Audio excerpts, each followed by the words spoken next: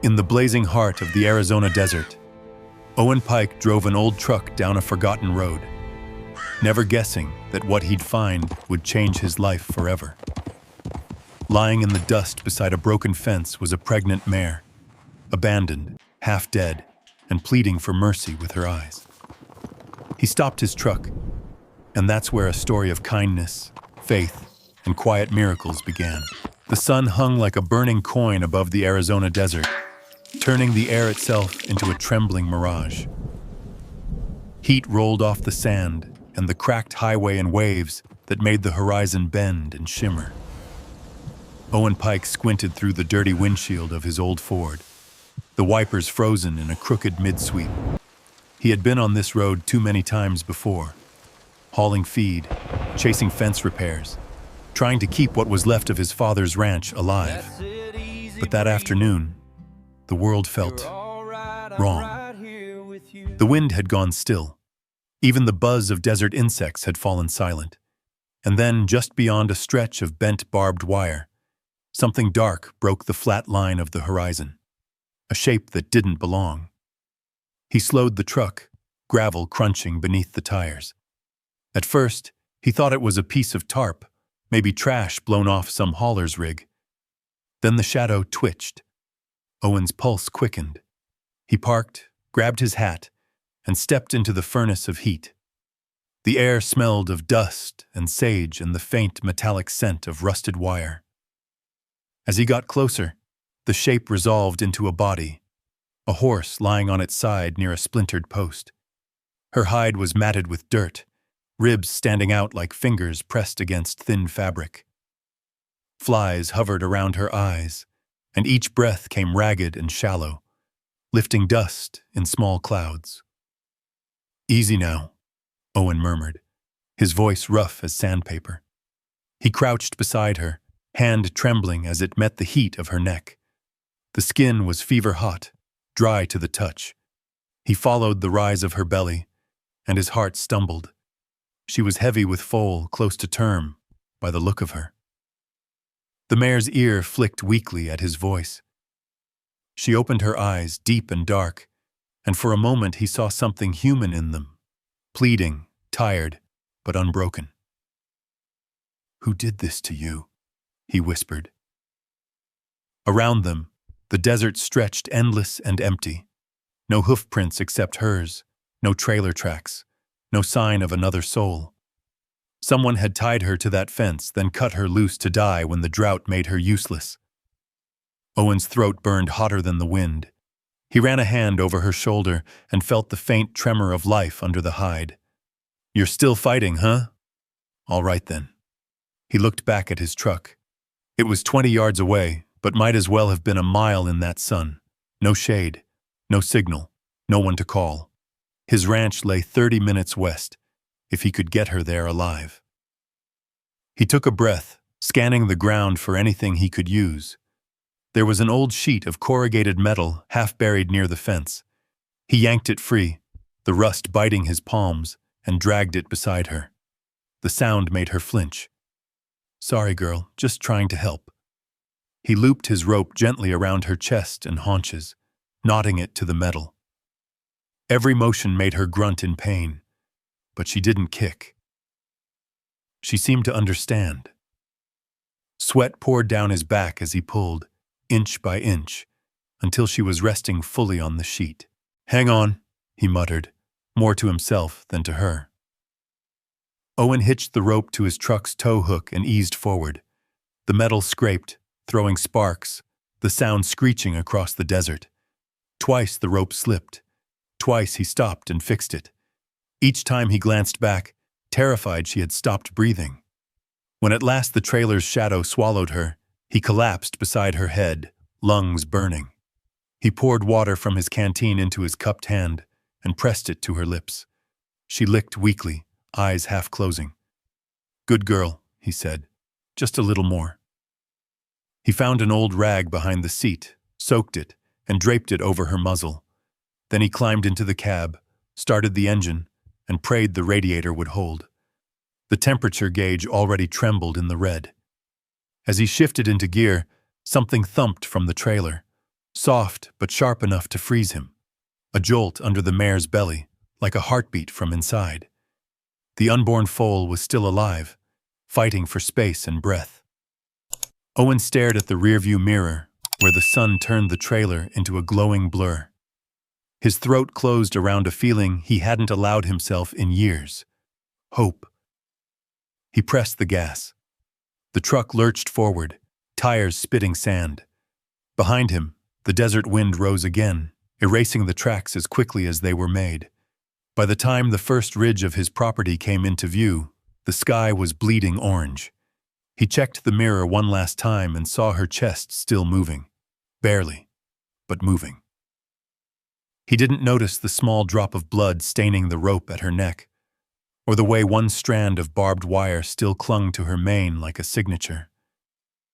He drove faster, as if speed alone could outrun death, and as the sun fell behind the mountains, he whispered into the wind, "Don't you die on me now." The road to the Pike Ranch wound through miles of dust and silence, every bump rattling the trailer behind him. The mare thudded softly against the metal walls, too weak to stand but fighting still. Owen kept glancing in the mirror, afraid each still moment meant she'd finally stopped breathing.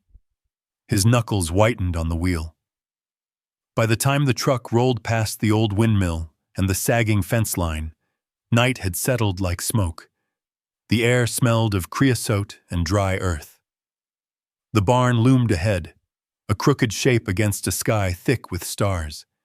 Its boards had warped over the years, roof patched with tin and prayer, but it was still the heart of what was left of his life. He parked close, left the engine idling for light, and climbed out. His boots crunched on gravel as he unlatched the trailer gate. The mare's eyes fluttered open, wide and scared now that the motion had stopped. "Easy, girl," he said softly. "We're home." He found a long plank, the kind he used for loading calves, and wedged it against the trailer lip. It wasn't much of a ramp, but it would have to do. The mare didn't move. Owen crawled inside, his body slick with sweat, and tried coaxing her up. He pushed on her shoulder, tugged at the halter, whispered nonsense words. Her muscles twitched under his hands, but her legs wouldn't obey. "You're gonna have to help me out here," he muttered, breathless. "Come on now." He spotted a tattered tarp, looped it under her chest and hindquarters, and tied both ends to his truck's winch. When the motor whirred, the mare slid slowly down, the metal ramp shrieking under the weight. Halfway down, she stumbled, knees folding. Owen dove forward, catching her head before it hit the dirt. "Got you," he said through clenched teeth. "You're all right." It took nearly an hour to get her settled in the biggest stall. He spread what hay he had left, filled the trough with water hauled from his own kitchen sink. His shoulders shook with exhaustion by the time she finally lay still, head resting on the straw. The barn filled with the rhythmic ticking of the cooling truck engine and the sound of her labored breaths. Outside, the desert wind began to rise again, moaning through the wire fence. Owen wiped the grime from his face and leaned against the stall door. For the first time that day, he let himself think. He had just dragged home a half-dead horse that wasn't his, one carrying a foal that might not survive the night. The vet's visit alone would cost more than he had in the bank. Feed, medicine, care. It would bury him.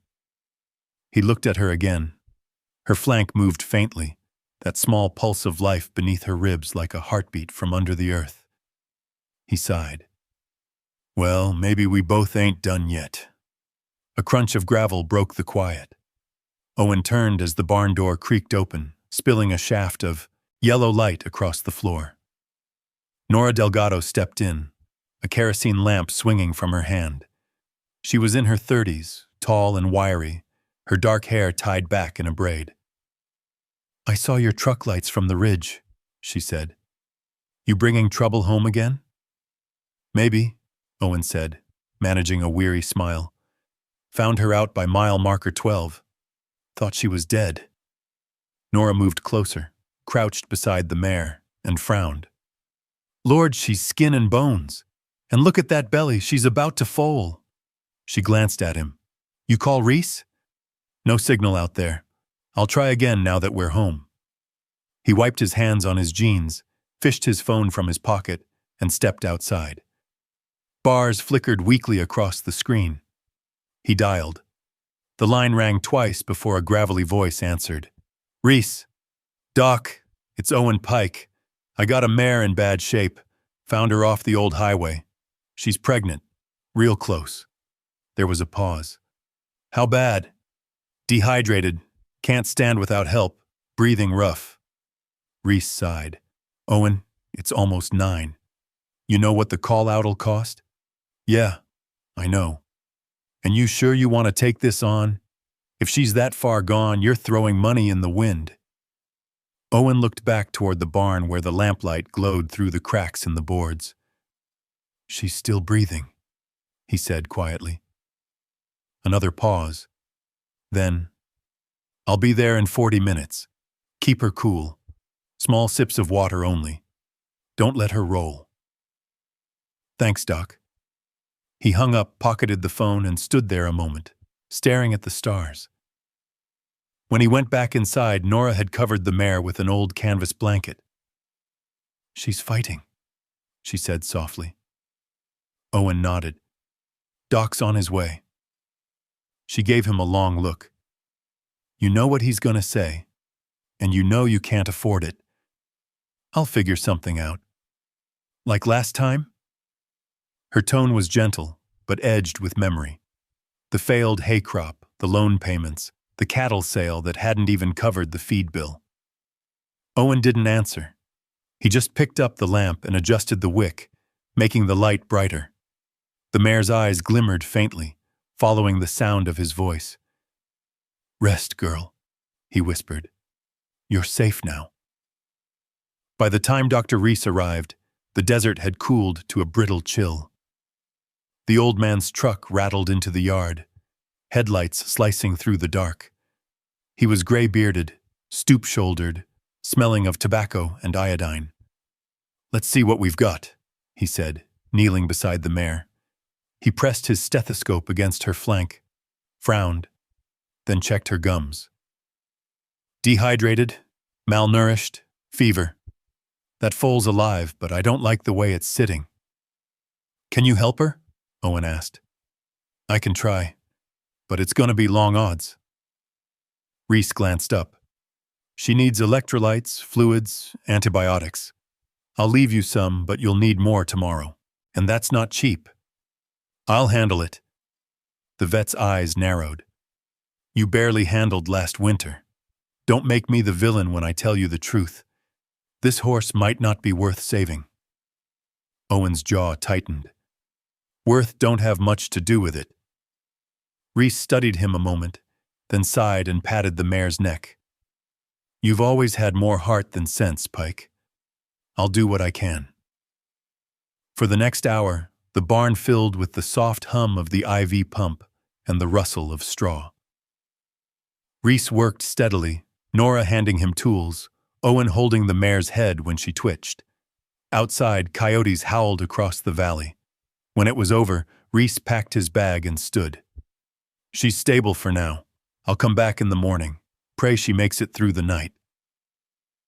As his taillights vanished down the dirt road, Owen sat in the straw beside the mare, too tired to move. The barn was quiet, except for the faint drip of the IV. He thought of the money he didn't have, the debts piling like sand in the wind. He thought of his father's voice. You can't save everything that breaks, son. He looked at the mare and said softly, Maybe not, but I can save you. The mare's eyelids fluttered, as if she'd heard. A weak sound came from her throat, somewhere between a sigh and a promise. Outside, the first gust of wind swept through the dry grass, carrying the smell of rain that never came. Owen sat with his back against the stall wall, half asleep, half listening to the rasp of the mare's breathing. The IV bag hung from a bent nail, the line trembling whenever she shifted. Every sound in the barn was amplified by the dark, The squeak of a mouse, the groan of old wood, the whisper of hay settling beneath her weight. He checked his phone again. No signal. No messages. Just the black mirror of a screen reflecting the lamp's faint orange glow. He turned it off and looked back at the mare. Her breathing had steadied into a slow rhythm like a tired bellows. "She's holding on," he murmured. The lamp sputtered, the flame shrinking. The last of the kerosene was nearly gone. He leaned forward, struck another match, and lit the backup lantern. The light caught the horse's face, the lines of exhaustion, the dark circle of her eye following his movement. "Yeah, I'm still here too," he said softly. Footsteps scuffed in the doorway. "You ever plan on sleeping?" Owen turned. Nora stood there with a blanket over one shoulder, a thermos in hand. Her braid was windblown, a few loose strands catching the light. "Brought you coffee," she said. "And a warning. Sheriff Collins stopped by my place. Word's already out about you dragging in some stray." Owen frowned. "News travels fast around here. Especially bad news." She set the thermos beside him. "You should know there's talk. Dalton Pierce's ranch hands saw your truck near mile 12. He claims that mare might have come off his land." "That's bull," Owen muttered. He'd have branded her. Not if she wasn't his to begin with, or if he didn't want anyone asking where she came from. The idea hung between them like smoke. Dalton Pierce, the wealthiest man in 3 counties, owner of half the water rights in Gila Bend. He'd been trying to buy out Owen's land for years, and now, conveniently, a mysterious horse had turned up half dead near his property line. Nora crouched by the stall, running a hand over the mare's neck. "You sure you want to be the one holding this bag, Owen? If she's his, he could make trouble." "She was dumped," Owen said firmly. "No animal of his would look like this, not unless he wanted her gone." The mare's skin twitched beneath his palm, a faint tremor. Her ears flicked. "You see that?" Nora whispered. "Yeah," Owen said. "She's still fighting." A few minutes later, thunder rolled across the horizon, low, distant, promising a storm that would never come. Nora straightened. "I'll head back before the wind gets worse. You'll call if anything changes?"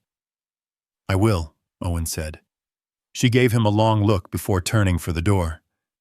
"You're a stubborn man, Pike. Don't let that stubbornness be the death of you." When she was gone, the barn felt twice as empty.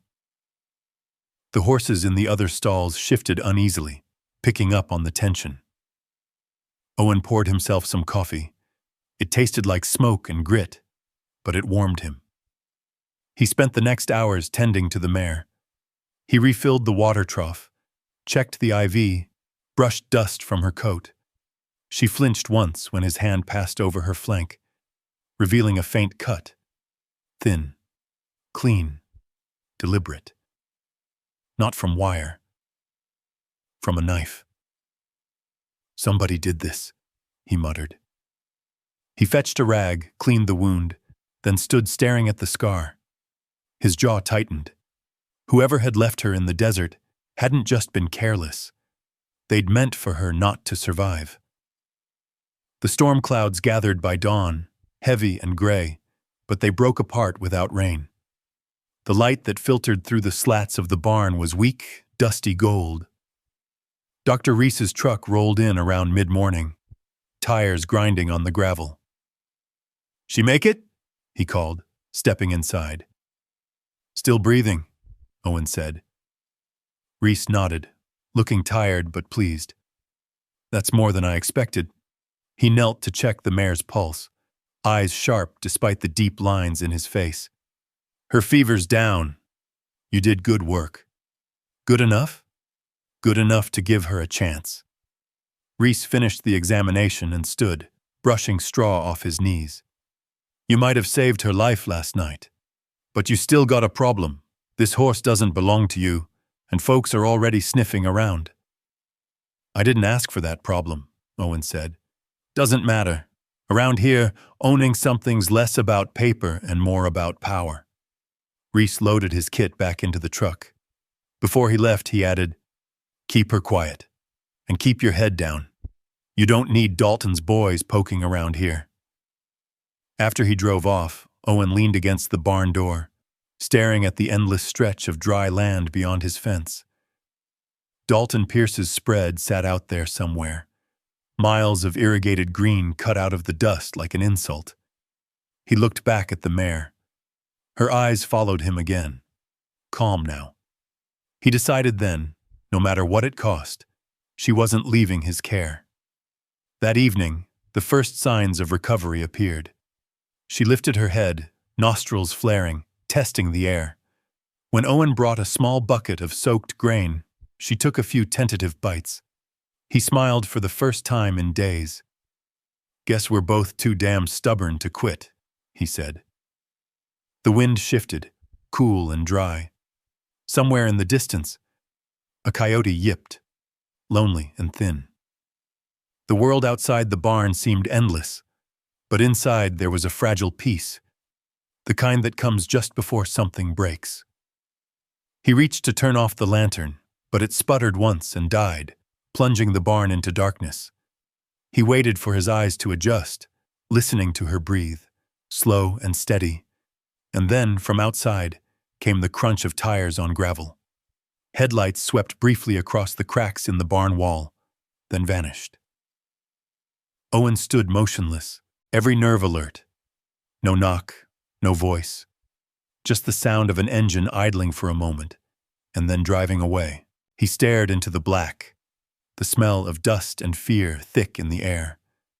Someone had been there, watching. For a long minute, Owen didn't move.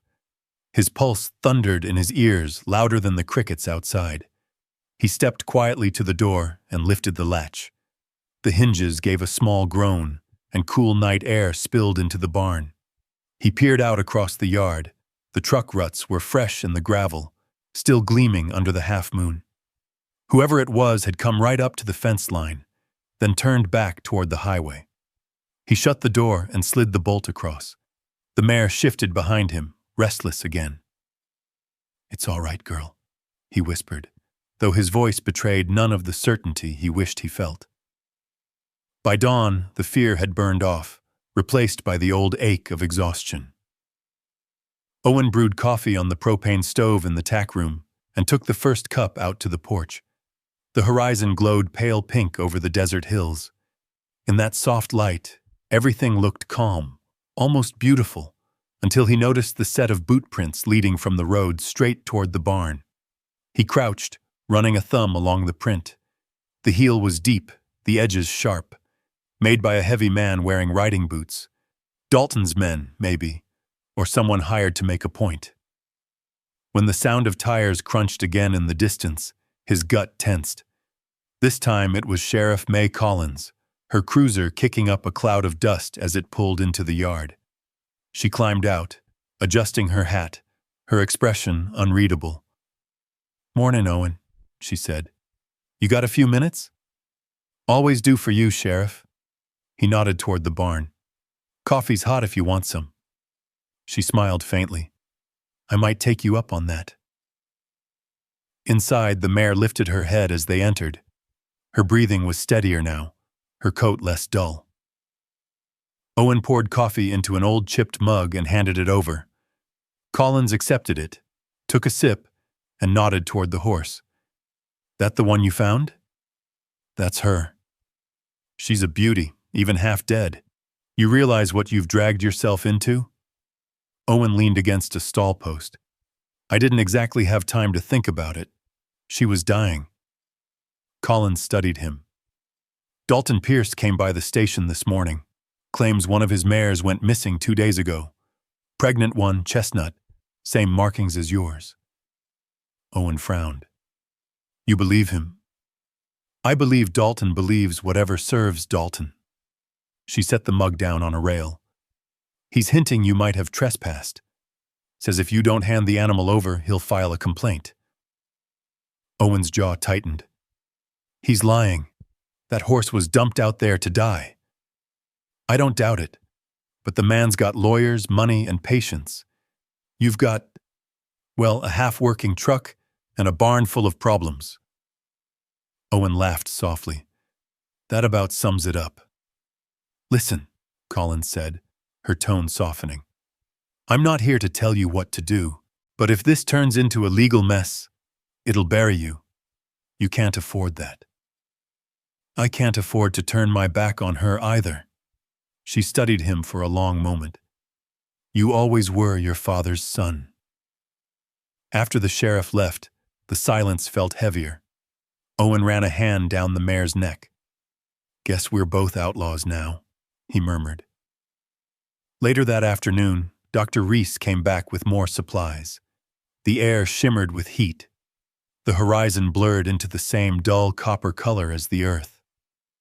Reese climbed out of his truck slowly, his knees popping. Morning, he said. How's my patient? Still here, Owen replied.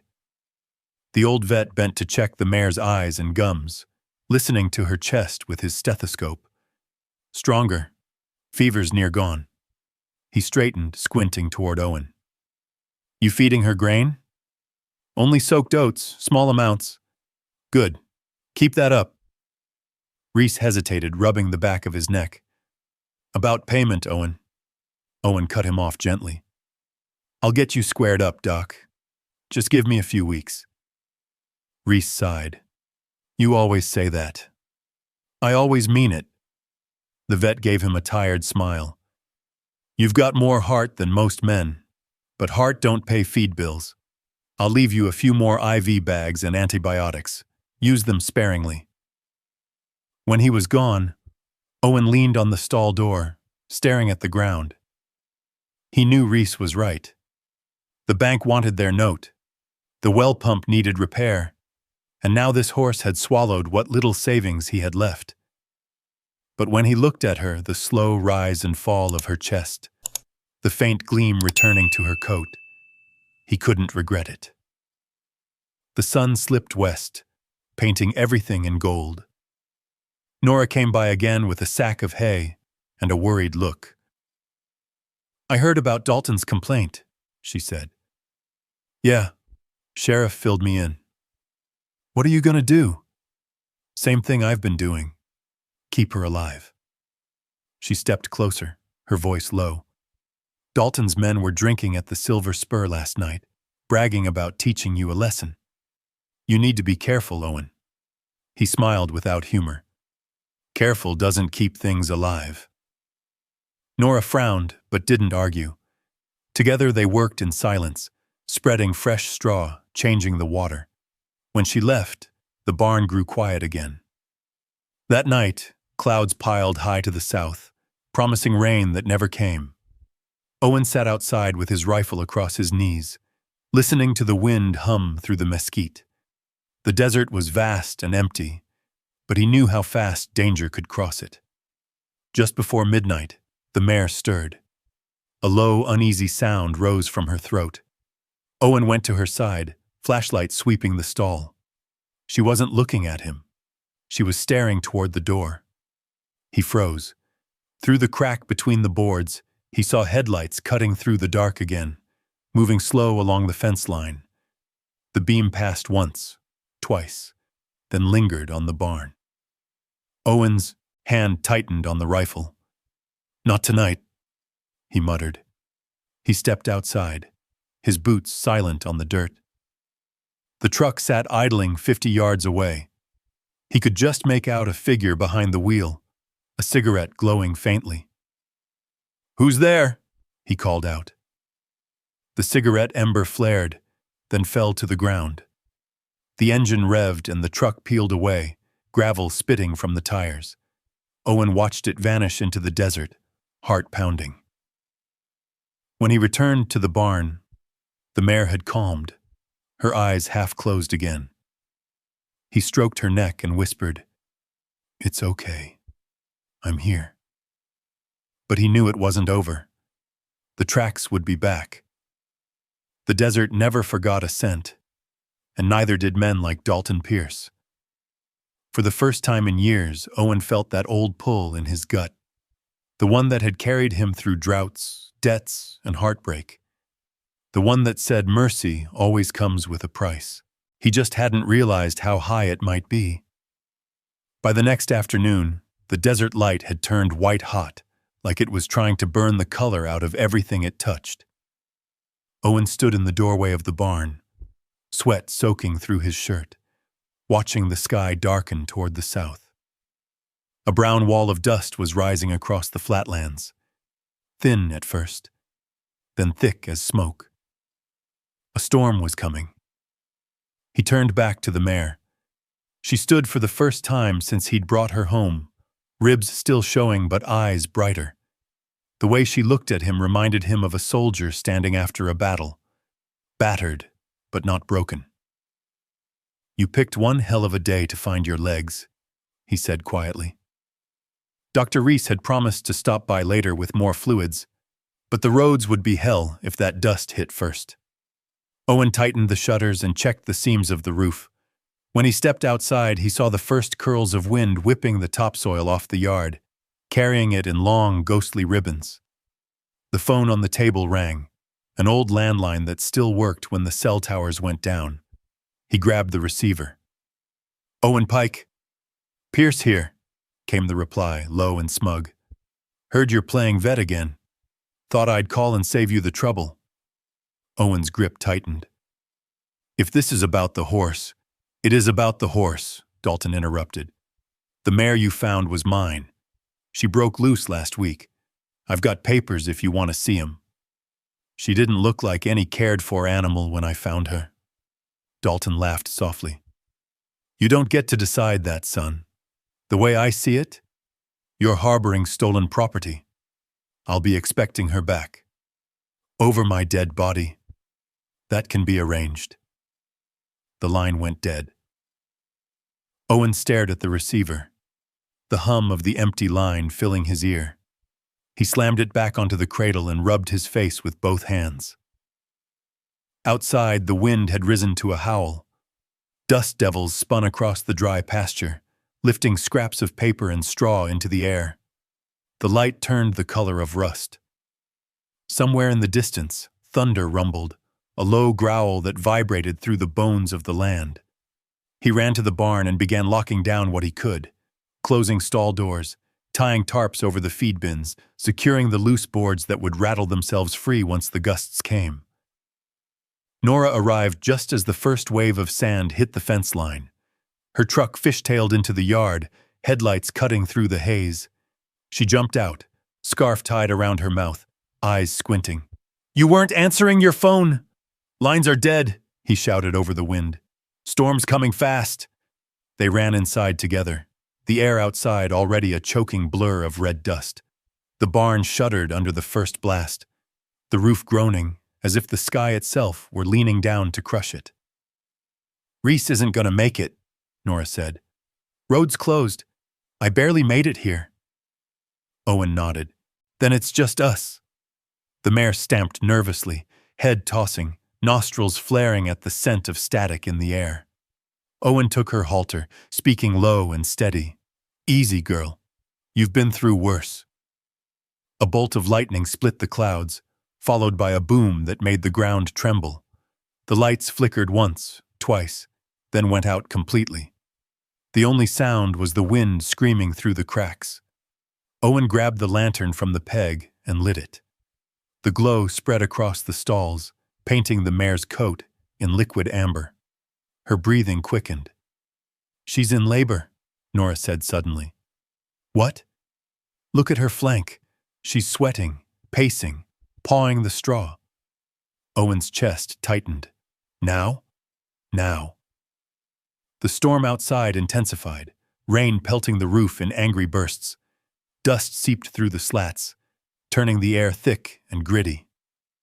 Owen ran to the tack room, grabbed clean towels, rope, and the old birthing kit Reese had left as a just-in-case. When he came back, the mare had already gone down, rolling to her side. Her muscles contracted violently, and a low, guttural sound escaped her throat. Nora knelt beside her, checking. The foal's turned wrong.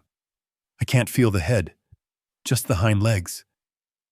Owen's stomach dropped. That's bad, isn't it? It's deadly if we can't reposition it.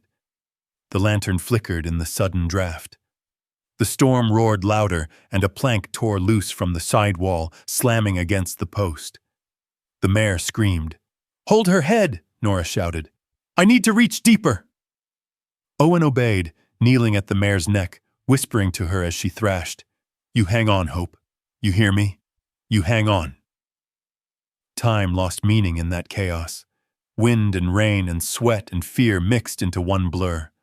Nora worked with trembling hands, eyes narrowed in concentration. I've got it! Wait! No, damn it! There! She exhaled sharply. It's turning. Is that good? It's the only chance we've got. Another contraction racked the mare's body. Owen gritted his teeth, feeling her strength wane under his hands. Come on, girl. Come on. Then, as suddenly as it began, the storm outside shifted. The wind dropped from a scream to a moan, the rain thinning to a whisper. Inside the barn, it was still except for the mare's labored breathing and Nora's voice, steady and calm now. I see the head. She's doing it, Owen. He leaned closer, not daring to breathe. With one last trembling push, the foal slid out into the straw, slick and motionless. For a heartbeat, there was no sound. Nora's voice broke the silence. No breathing. Owen's hands shook. Do something! She rubbed the foal's chest, cleared the mouth, pressed once, twice. Still nothing. Come on! Owen shouted. He dropped to his knees, cupping the tiny head, blowing air into its lungs. Don't you die, not after all this! The world held its breath. Then, one small gasp, a twitch of the leg, a cough that sounded more like a whimper. Nora laughed, half in disbelief. She's alive! The mare, exhausted, stretched her neck toward the newborn and began to nuzzle it weakly. Owen sat back, chest heaving, sweat and tears mixing on his face. The lantern flame steadied, burning bright again.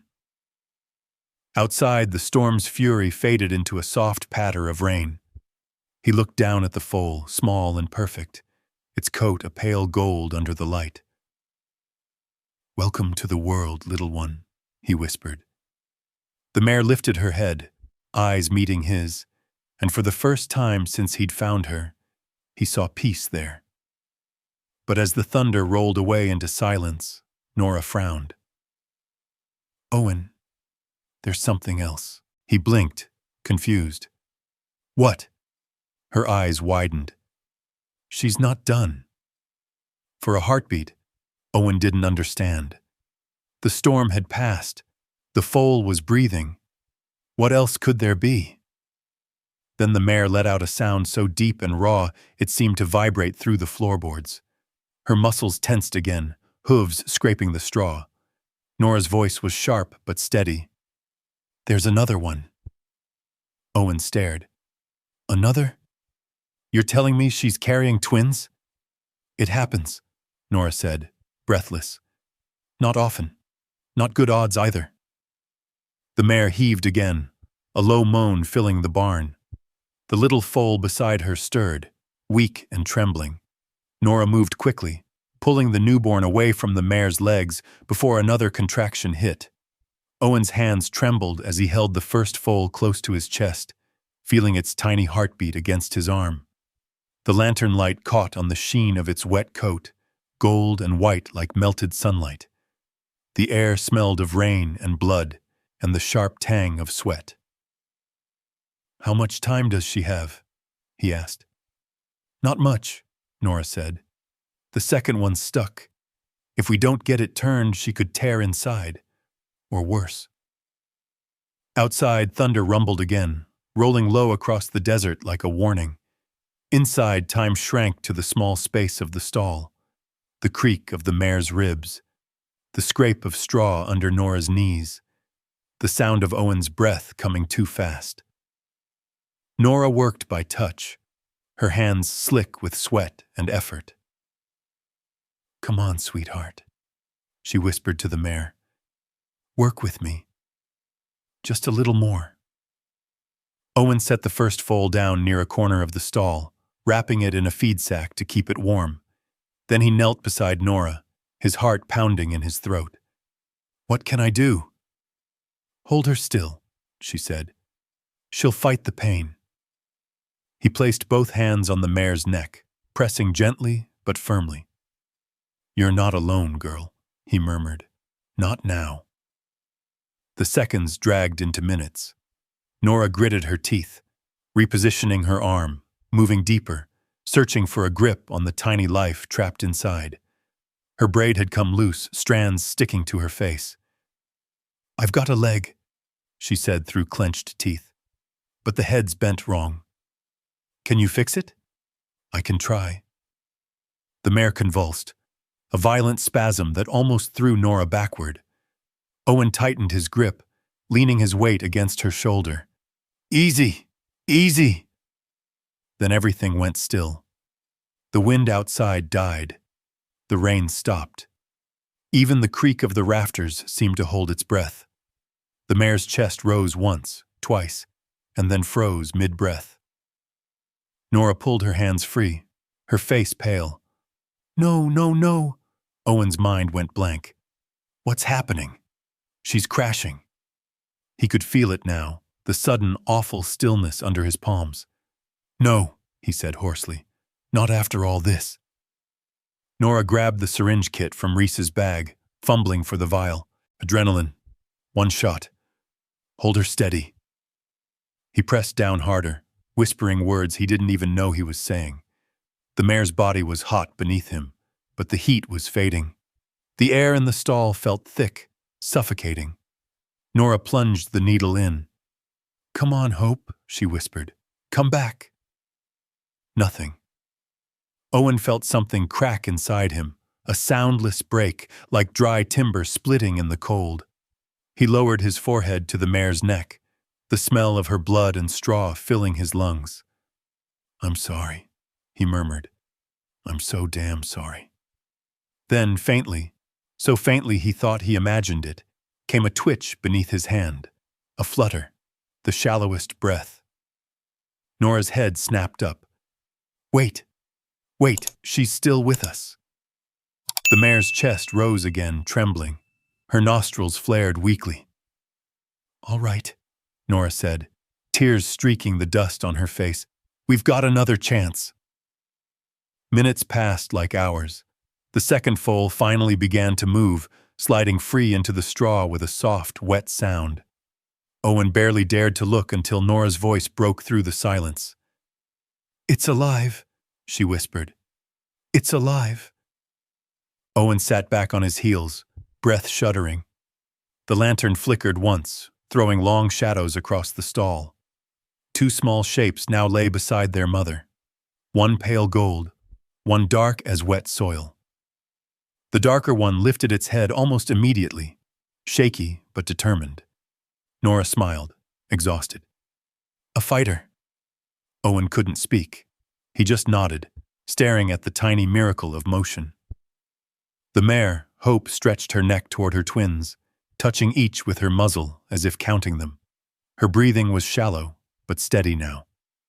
You did it, Owen whispered to her. You did the impossible. Nora leaned against the wall, eyes closed.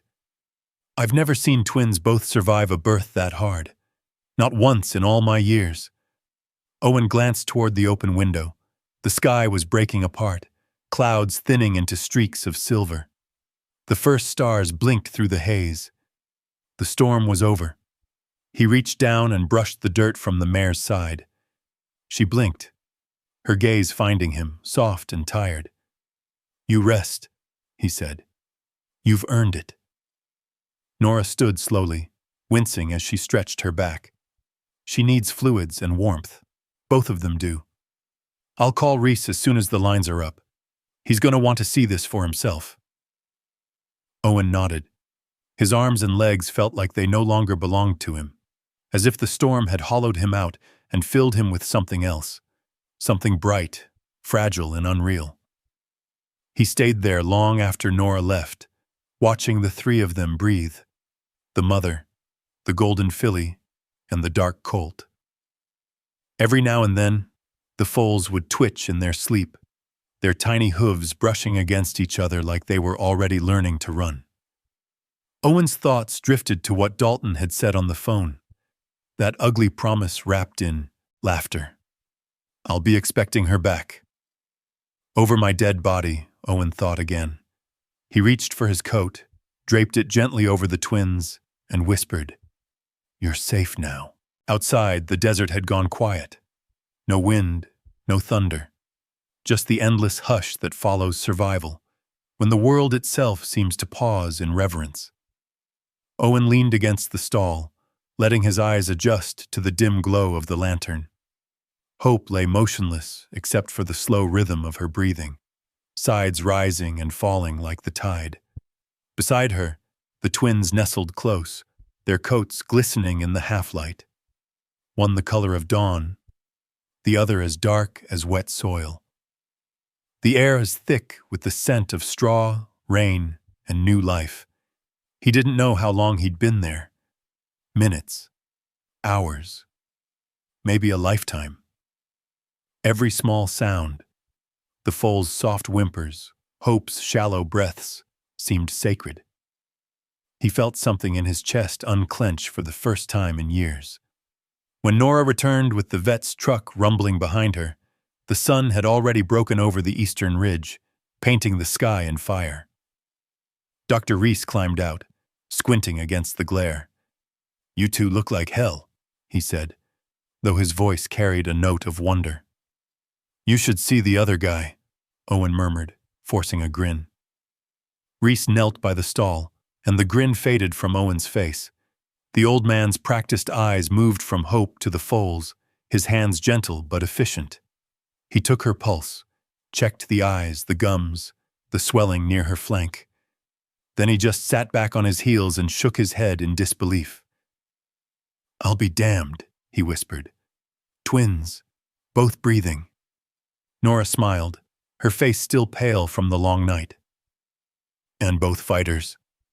Reese laughed quietly, the sound rough and tired. "I've been doing this 40 years, and I've seen it happen maybe twice. Never like this. She's a miracle, Owen." "She's more than that," Owen said. "She's alive because she didn't give up." Reese nodded, his expression softening. "You both didn't." The vet administered fluids to Hope and checked the foals again. The darker one, sturdy and restless, tried to stand, wobbling on thin legs before collapsing back into the straw. The lighter one struggled harder, her little hooves slipping as she tried again and again.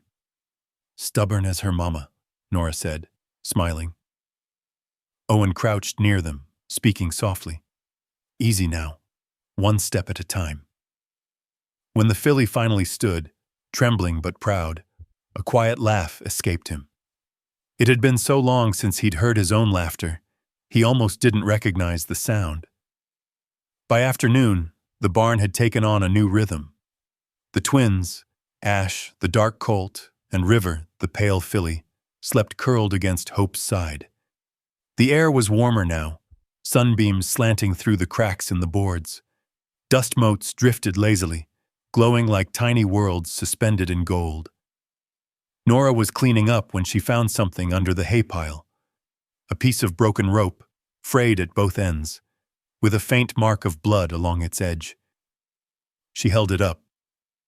"This yours?" Owen shook his head. "That's what she was, tied with." Reese took it, studying the knot. "This is Pierce's stock rope. Custom brand. See the braid pattern? Dalton's hands use this kind." A chill went through the air that had nothing to do with the weather. Nora exhaled slowly. "So he was lying. About everything," Owen said quietly. Reese slipped the rope into his bag. "Keep quiet about it for now. Let me handle the paperwork. But if Dalton knows those foals are alive, he won't stay quiet long." They exchanged a heavy silence. Outside, the wind had begun to stir again, carrying the dry scent of mesquite and dust. Later that day, Sheriff Collins stopped by, boots crunching on the gravel. She leaned against the barn door, watching Owen work. "I heard what happened last night," she said. "Word gets around fast in a small town." Owen didn't look up. "I'm sure Dalton's the one spreading it." "Maybe. But some folks are saying you pulled off a miracle. That mare's been the talk of Silver Creek all morning." He shrugged. "Miracles don't pay feed bills." "Maybe not," Collins said. "But they make people care. And around here, that counts for something." She walked over, looked down at the foals. "Well, I'll be damned," she whispered. "You weren't exaggerating." "Never thought I'd see twins live," Owen said softly. Collins tilted her hat back, studying him. "You better keep them close. Dalton doesn't lose easy, especially when there's profit involved. He'll come sniffing around again." "Let him," Owen said. "He's not getting them." Her eyes narrowed, half admiration, half warning. "You sound just like your father when he said the same thing about his cattle. You know how that ended." Owen's expression hardened. "Yeah, I do." When she left, the yard fell quiet again. He stood by the fence, looking out at the desert stretching endless and pale under the afternoon sun. The land was dying by inches. The drought had seen to that.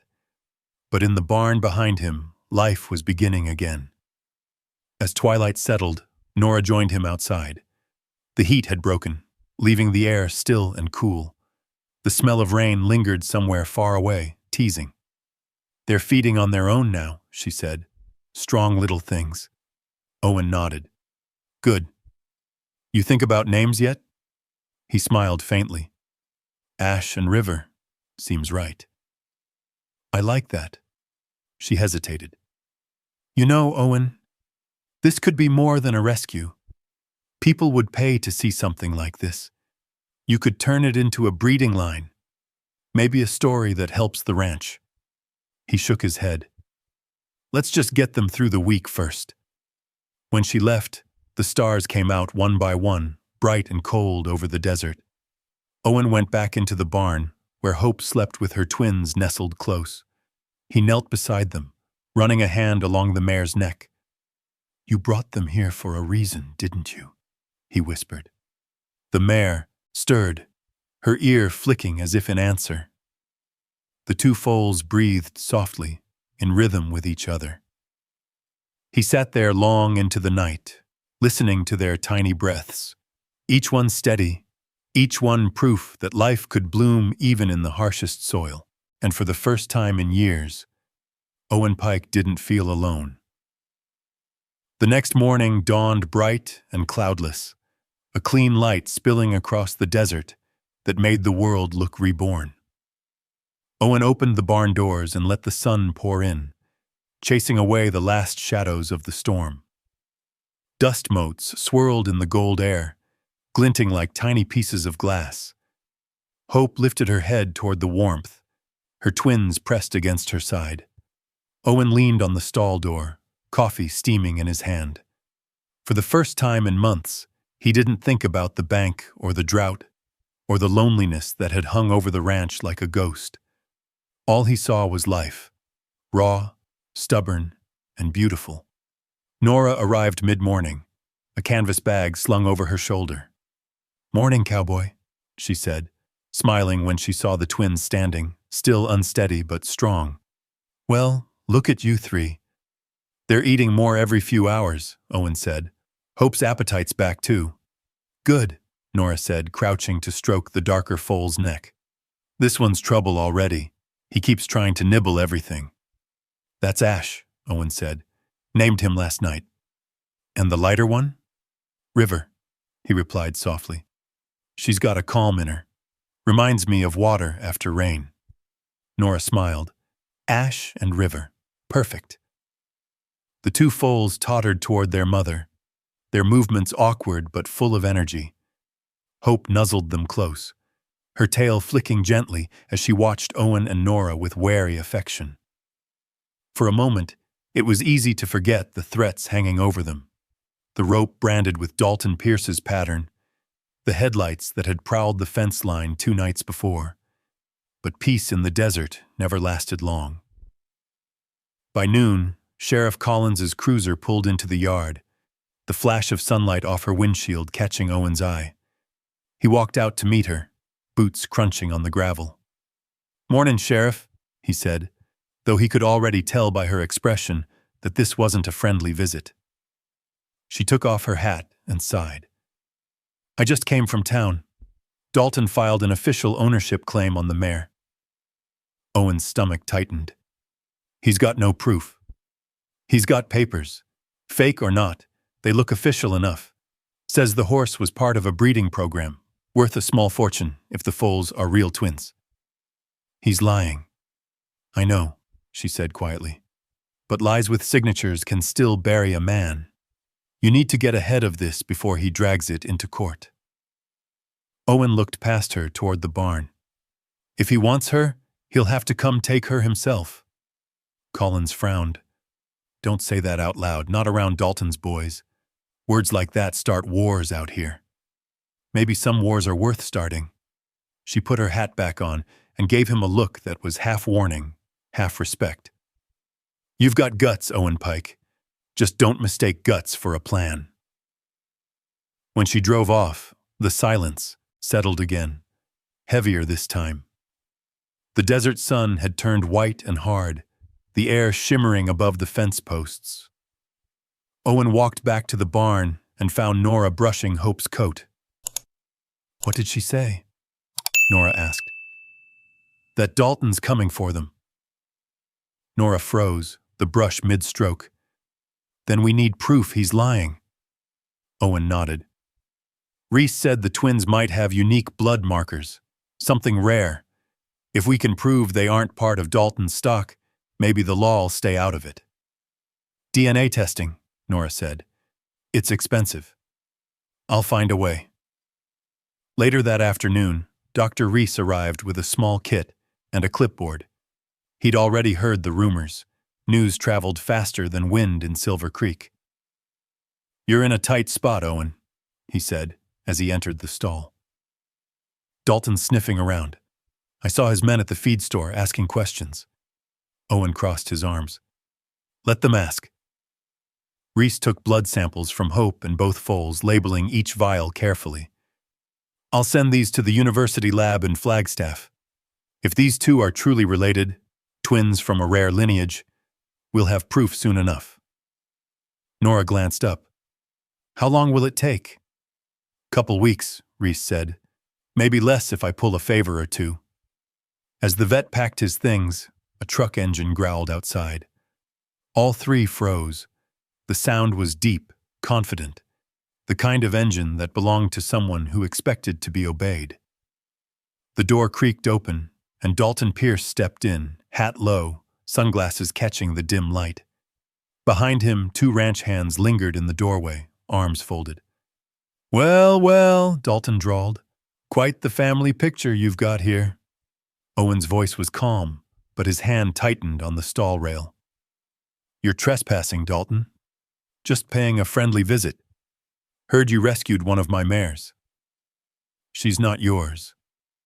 Dalton smiled without humor. "Everything out here's mine, Pike. Land, water, livestock. You just haven't accepted it yet." He stepped closer to the stall, studying Hope and her foals. "Twins, huh? That's something. You know, in my breeding circles, that kind of rarity could fetch 6 figures easy. They're not for sale." "Oh, I wasn't offering money." Dalton's tone turned cold. "I'm offering mercy. You let me take the mare and her foals quietly. We forget the debts you owe around town. You refuse, well, debts have a way of collecting themselves." Nora took a step forward, but Owen held out an arm. His jaw set like stone. "You step 1 foot closer, and I'll make sure you regret it." Dalton chuckled, tipping his hat. "There it is. That Pike pride. Your daddy had the same streak. Didn't save him either." For a second, the air between them went still, charged like the moment before lightning strikes. Then Dalton turned, signaling his men. "Enjoy your little miracle while you can, Owen. Some gifts aren't meant to be kept." When the trucks pulled away, the dust hung in the air long after they were gone. Nora exhaled shakily.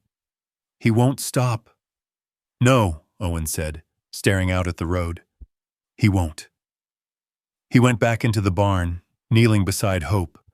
Her breathing was calm now, unbothered by the storm of human greed circling outside. The twins slept at her belly, side by side, their tiny chests rising and falling in perfect rhythm. Owen ran a hand over their heads, his voice barely above a whisper. "Two hearts, one miracle," he said. "They're worth whatever comes." Outside, the sky turned crimson with dusk. Coyotes sang in the distance, a wild, mournful harmony that carried across the desert. And under that fading light, Owen Pike made a silent promise. Whatever happened next, he would protect them, no matter the cost. By morning, the heat had returned with a vengeance. The desert shimmered like glass, and every surface on the ranch radiated light and exhaustion. Owen worked before dawn, fixing the pump, checking fences, hauling water to keep the horses cool. Hope stood steady in the shade of the barn, the twins asleep against her legs, both growing stronger with each passing hour. For a while, the world seemed to settle into fragile peace. Nora stopped by daily, bringing grain and medicine from the clinic. Dr. Reese called in updates. He'd sent the blood samples to Flagstaff, promised results soon. Sheriff Collins patrolled the outer road twice a day, though she never said it outright. Owen knew she was watching for Dalton's men. Still, the silence felt uneasy, like the pause before a storm you could smell but not see. One afternoon, as Owen repaired a broken fence post near the windmill, he heard the crunch of tires on gravel. He turned to see a black truck roll into the yard, new, polished, and entirely out of place amid the dust and rust of the Pike Ranch. Dalton Pierce stepped out, alone this time, dressed in a crisp linen shirt and silver-buckled boots that had never seen dirt. Owen wiped the sweat from his brow. "You're not welcome here." Dalton smiled like a man who owned the ground he stood on. "Didn't come to fight, Pike. Thought maybe you and I could talk like civilized folks. Last time you came, you threatened me. And look at us now, still breathing. I call that progress." Dalton took a slow step forward, the sun catching the gold of his belt buckle. "I'm here with an offer, one you'd be a fool to ignore." Owen folded his arms. "Get to the point." Dalton's tone turned smooth, almost kind. "I'll buy the mare and both foals. Cash. Enough to pay off your debts, fix this place up, maybe even start over somewhere else. You name the number. They're not for sale. Everything's for sale, Owen. Not this." Dalton tilted his head, studying him. "You really think you can hold out? You're running a dying ranch on borrowed time. The bank's breathing down your neck, your well's half dry, and you're out here clinging to 3 animals that should have been mine." Owen took a step closer.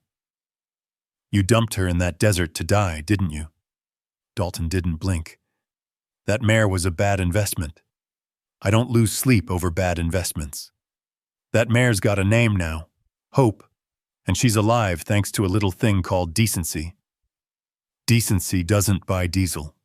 Dalton smiled thinly. "Let me save you the trouble, Pike. I'll make this easy. $10,000. You hand over the horses, I walk away." Owen shook his head. "You don't get to buy what you tried to kill."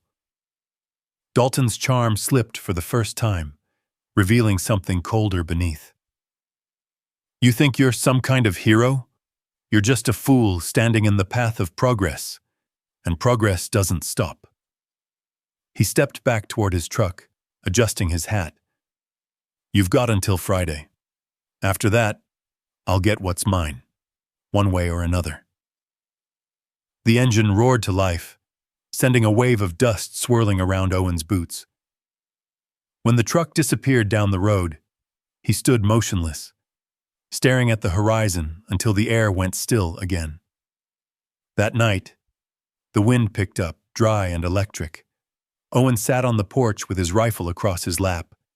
In the barn, the lantern light glowed softly through the cracks, where Hope shifted and the twins nuzzled close. Nora arrived just after dark, headlights flashing across the yard. "I heard Dalton was here," she said, her voice tight. "You okay?" "Depends what you call okay." "He's not bluffing, Owen. He's got friends in the county office, and if he wants to make your life miserable, he can. Let him try." She shook her head, stepping closer. "You can't fight him alone. Maybe it's time to think about what happens if he takes this to court, or worse." "I've spent my whole life watching men like him win," Owen said quietly. "This time, he won't." Inside the barn, Hope stirred. The foals were restless, their small hooves scuffing against the straw. Nora turned toward them, lowering her voice. "They're sensing your tension. Horses feel that, you know." "Guess I'm not good at hiding it," Owen said, trying to smile. She reached out, resting a hand on his arm. "You don't have to. Just don't let it eat you alive." He nodded, his eyes on the barn. "They're all I've got, Nora." "Then maybe that's enough," she said softly. For the next few days, Owen barely slept. He fortified the barn doors, checked locks, and kept the rifle loaded by the porch. Reese stopped by with good news. The lab confirmed the blood samples showed no link to Dalton's breeding line. But it would take time to make it official. "You hold tight," Reese said. "Once the papers come through, Dalton won't have a leg to stand on." "Problem is, Doc," Owen said, "he's not the type to wait on paperwork." 2 nights later, his fear proved right. The dog started barking first, sharp and frantic. Owen bolted upright in bed and grabbed the rifle. Through the window, he saw headlights cutting through the dark, moving too slow to be friendly. He ran outside. The air was thick with dust again, the desert wind rising like a warning. The truck stopped just beyond the fence line. A few silhouettes climbed out. Men with hats pulled low, flashlights in hand. Nora appeared at his side, barefoot, her hair loose. "He's really doing this?" Owen's voice was steady but cold. "Looks like it." The men spread out, one heading toward the barn. Owen cocked the rifle, aiming into the dark. "You take one more step onto my land," he called, "and you'll wish you hadn't." A pause. Then Dalton's voice floated through the wind. "Easy, Pike. Nobody's looking for trouble. Then get off my property. We're just here to claim what's ours."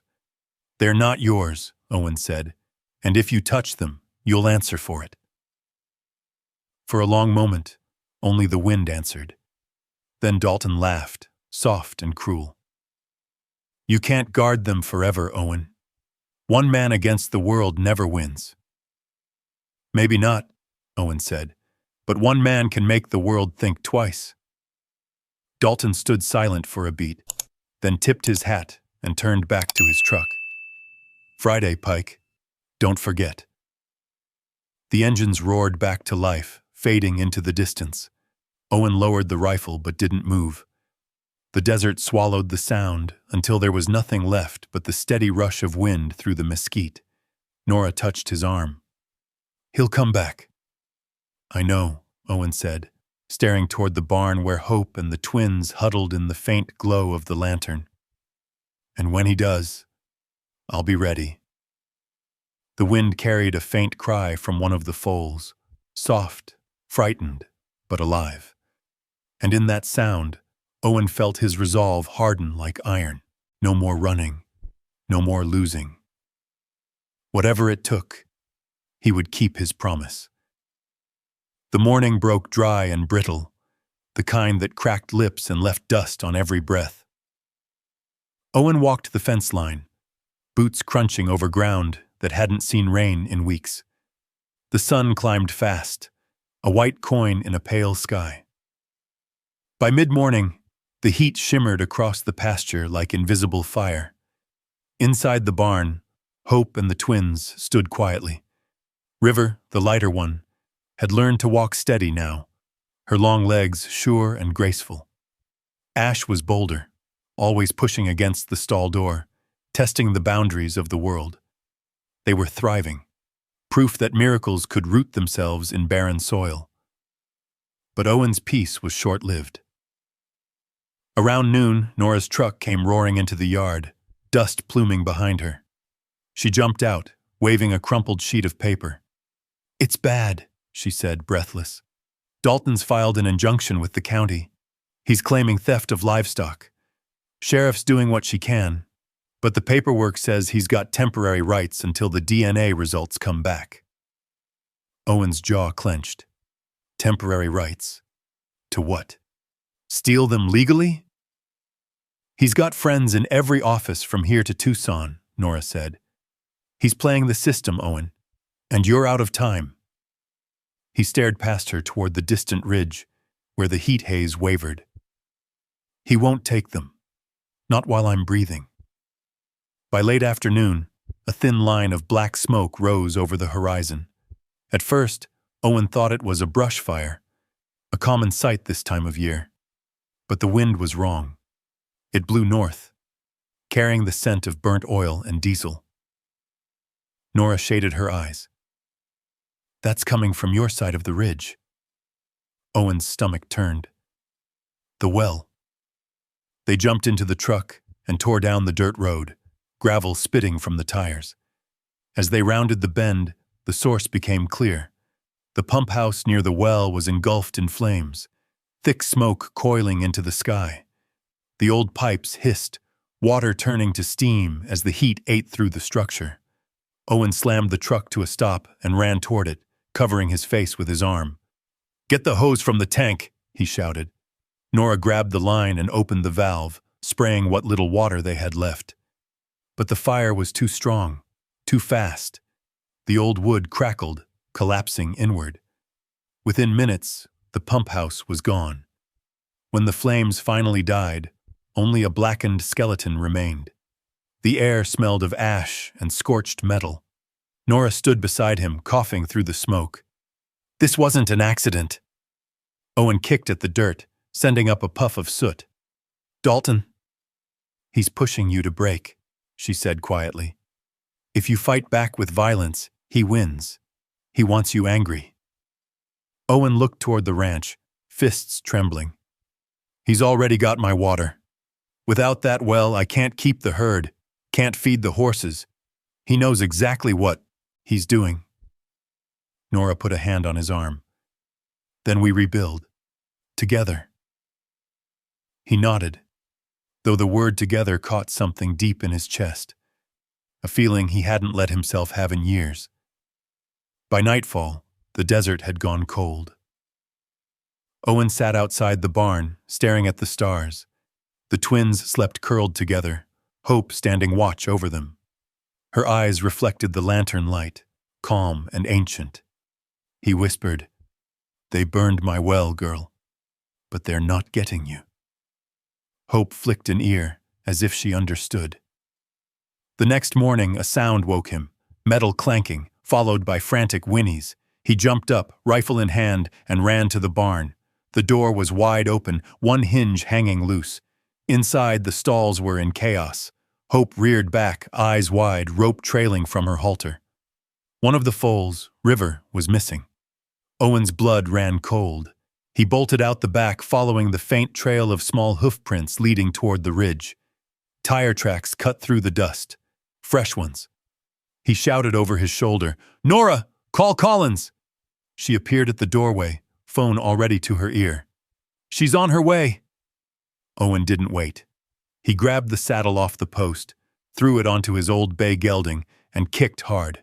The horse lunged forward, hooves pounding against the dry earth. The wind whipped through his hair, the desert flashing past in a blur of red rock and scrub. He crested the ridge and saw it. A truck ahead, bumping along the old service road. In the back, through the dust, he caught a glimpse of something cool, a foal thrashing against a rope. "Hang on, little one," he muttered, urging the horse faster. The truck swerved, speeding up as the driver glanced back. Owen closed the distance, each stride shaking his bones. He angled the horse alongside the truck, reached out, and slammed his hand against the tailgate.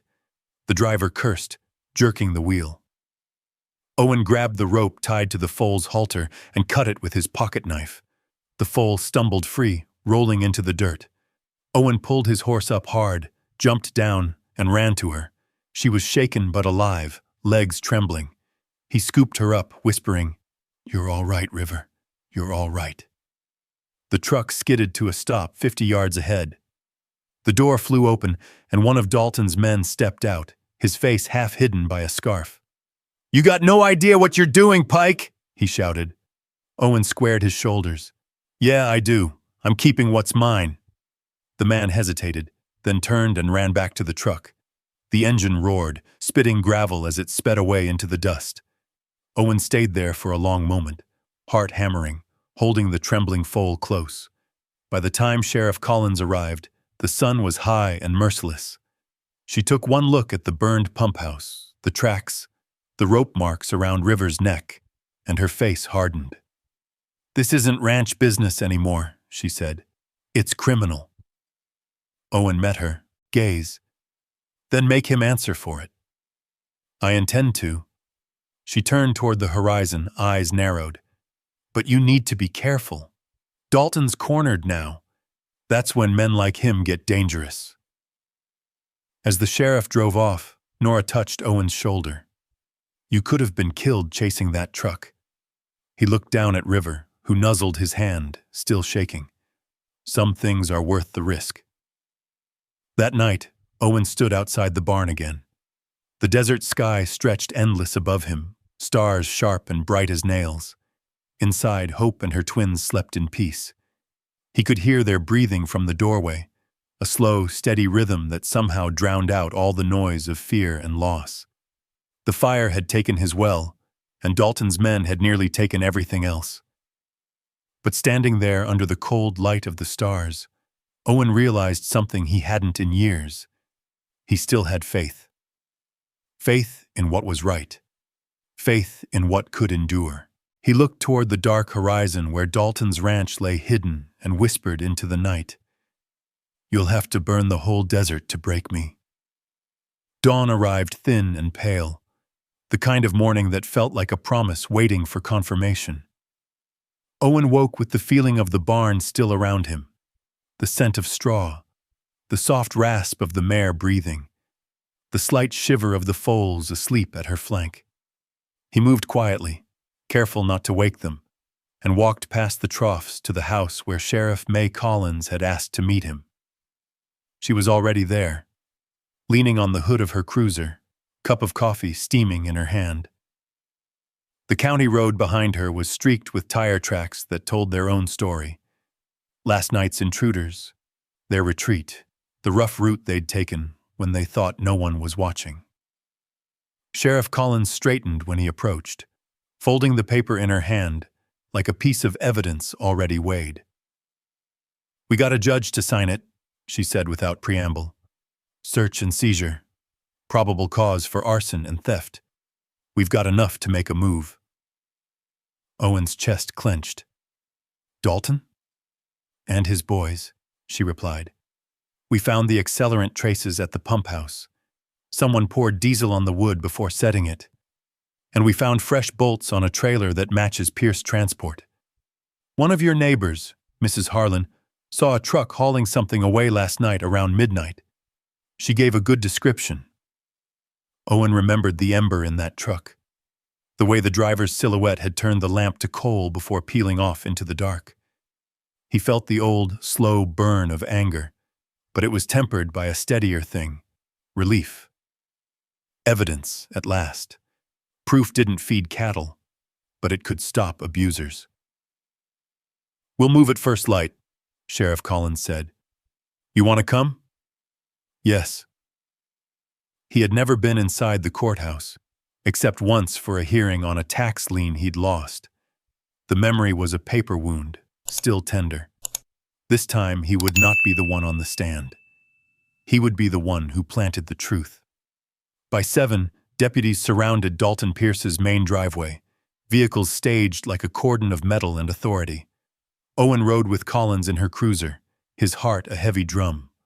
Dust rose in plumes as they drove, and in the rear view he could see his own barn, small and stubborn beneath the morning sun. Hope and the twins were safe there for now. Nora and Dr. Reese would watch while they acted. They reached Dalton's compound just as the sun cleared the ridgeline.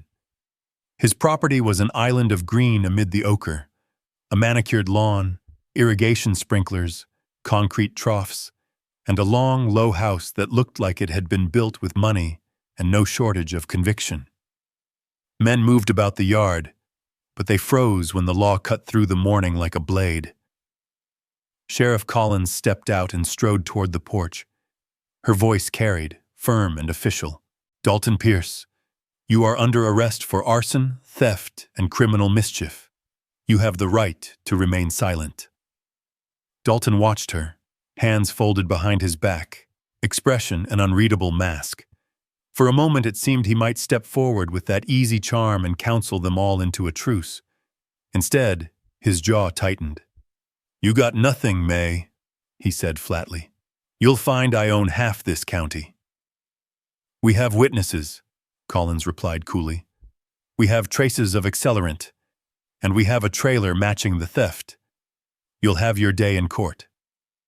One of Dalton's men protested, but Collins moved like water, steady and inevitable. Deputies went through the compound, documenting, photographing, bagging evidence. A trailer was found hidden beneath a tarp, and inside faint stains and halter marks told the story of River's brief, terrified ride. A rusty pair of bolt cutters, a smear of oil, a boot print with a distinctive tread. Reese's careful eye confirmed the pattern match he'd suspected when he first found the frayed rope. When they read Dalton his rights, he kept smiling that same tight smile as if everything still belonged to him. But Owen saw the crack, the brief blink, the way his hand closed on the porch rail a fraction too hard. The sheriff cuffed him, and the sound of metal at his wrists was a small, measured justice that rang across the yard. Back at the Pike Ranch, Nora had been pacing the barn floor, her phone clenched in her hand. Dr. Reese came in with lab results in his coat pocket, stamped, signed, conclusive.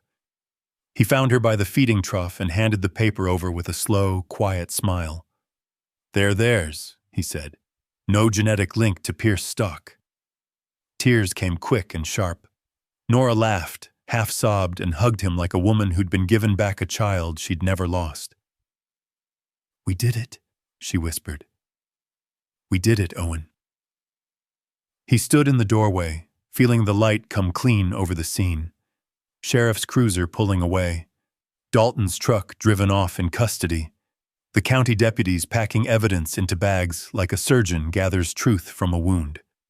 Men from town started to trickle in, neighbors who'd seen the cruelty in the way Dalton ran things and who'd murmured about fairness over coffee and fence lines.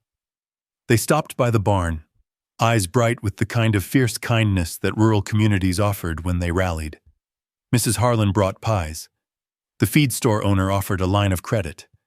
Someone left a jug of diesel, enough to keep the generator going while they rebuilt the pump house. Conversations buzzed, soft at first, then louder, about donations and legal help, and who knew a good lawyer. It was the kind of help that didn't appear in bank statements, but that fixed more than ledgers. It fixed morale. But even as the community swelled around him, Owen's relief had a shadow. Dalton was not the kind to accept defeat quietly. When Sheriff Fichemont, Collins had read him his rights. His smile had been cut with a promise the law couldn't touch. This isn't over. That evening, the barn hummed with life. Hope stood tall, tail flicking, sculpted and patient under the light. Ash nosed his mother for grain. River, bolder now, tried to imitate her siblings' clumsy attempts at play.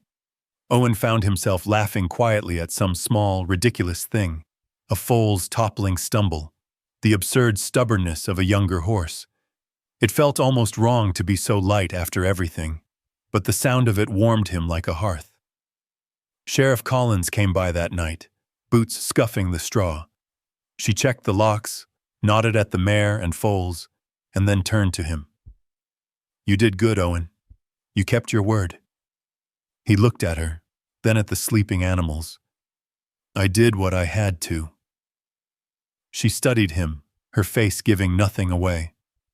"Don't let your guard down. Folks like Dalton don't stop at one loss. They find ways around paper." "I know." "You have something the court can't take," she added, softer. "You have people." Outside, someone started a small bonfire, a neighbor with too much wood and too much heart. They gathered, the low chatter and clink of cups rising into the night, a small chorus of solidarity. Owen held a cup in his hands but didn't drink. He watched Hope through the open barn door, the mare's breath fogging in the cool air. The twins rolled and tumbled, clueless about ownership or headlines, only aware of warmth and the smell of their mother. That's when his hand brushed something in his pocket. A small fistful of dry soil wrapped in an old handkerchief.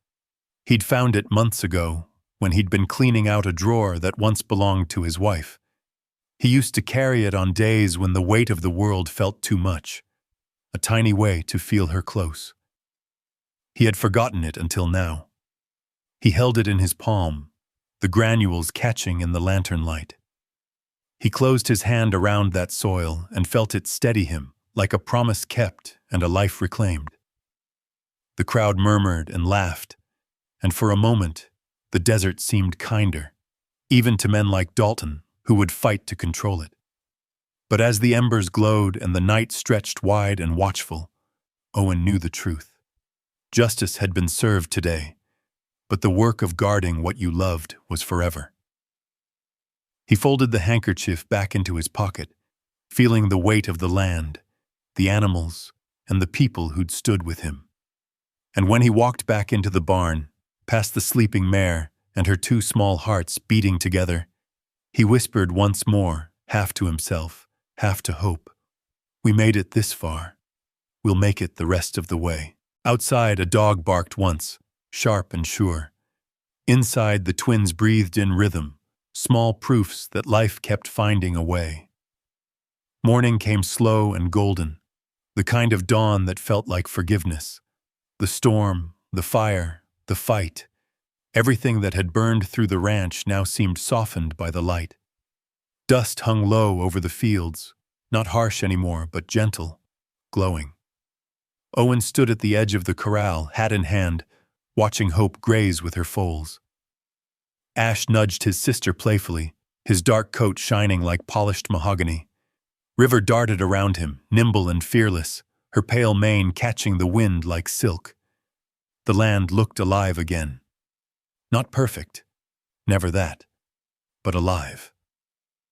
Behind him, the sound of an engine cut through the quiet. It was Dr. Reese's old truck, coughing dust as it rolled up the drive. Sheriff Collins stepped out of the passenger side, her badge glinting in the morning sun. "Morning, Pike," she called, her voice lighter than he'd heard in months. "Got news for you." Owen turned, one brow raised. "Good or bad?" "Best kind," Reese said, holding out a thick envelope. "The university confirmed it. The DNA results are official. These twins are the first of their kind in recorded Arizona stock history, and the state's filed to recognize your ranch as their rightful home." Owen took the envelope, staring at it as if it might disappear. His hands trembled just a little. "So it's over?" Collins nodded. "Dalton took a plea deal. He won't be coming back." For a long moment, Owen didn't speak. Then he exhaled, the sound deep and heavy, as if years of dust had been shaken from his lungs. "Guess I can start rebuilding then." Reese grinned. "You already have, son." The three of them stood there, letting the moment settle. Then Collins tipped her hat. "I'll leave you to it. Got a report to file and a town full of gossip to manage. But for what it's worth, Owen, people around here are proud of you." Owen smiled faintly. "That's a first." When they drove off, the quiet folded back around him like a blanket. He walked to the barn, running his hand along the wood where fresh nails glinted in the light. The pump house was half rebuilt already. Neighbors had shown up with lumber and tools after hearing the news. Inside, Nora was sweeping the last of the old straw into a bin. She turned when she heard him, brushing her hands on her jeans. "They tell you?" He nodded. "It's done. Dalton's out of the picture." Her shoulders eased. "Good. He never deserved this land." Owen glanced at her, smiling. "Neither did I, once." She frowned gently. "Don't start that. You've done right by it. By them." She nodded toward the corral, where Hope and the twins moved through the light like living miracles. He walked to the open stall, leaning on the rail. Hope lifted her head and gave a soft nicker. River came first, curious as always, her muzzle pressing into his hand. Ash followed, nipping at his sleeve before darting away. "They're growing fast," Nora said. "Too fast," Owen murmured. "Feels like they were born yesterday." "Maybe they were," she said, her voice low, thoughtful. "Maybe that's what second chances look like." He turned to her, and for a brief second, the world outside fell away. The dust, the debt, the pain, they all faded into something quieter.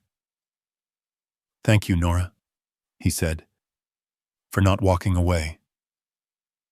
She smiled, soft and tired. "Someone had to keep you from doing something stupid." "Too late for that," he said, and they both laughed. That night, the sky turned the color of copper. The wind came mild through the valley, carrying the scent of mesquite and far-off rain. Owen sat by the fence, the same place he'd once nearly given up, and opened the small handkerchief he'd carried since the night before. The soil inside was dry and fine, the last piece of the land his wife had loved.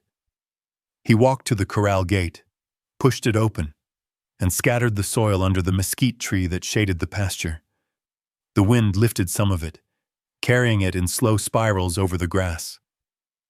Hope watched him, head tilted slightly, as if she understood. "She wanted horses," he said quietly. "Always said they were smarter than people." Hope flicked her tail and turned back toward her foals, and for some reason that simple motion broke something in him. A laugh caught in his throat, tangled with tears he hadn't let fall in years. He sank down into the grass and let the sound escape, half laugh, half sob, until it turned into silence again. When he stood, the first stars were out, sharp and clear above the desert. He could see his breath in the cooling air. The twins chased each other under the starlight, all legs and joy, while Hope watched over them like a quiet sentinel. Nora joined him by the fence, holding 2 mugs of coffee. She handed him one and nodded toward the horses. "They look like they belong here." "They do," he said. "So do we." She sipped, then added, "You know, folks in town are talking about turning this place into something more. An educational ranch, maybe. Show what happened here. The story of Hope and her twins." He smiled, watching River rear up and Ash dart away. "Let them come see. Maybe it'll remind them the desert can still give life."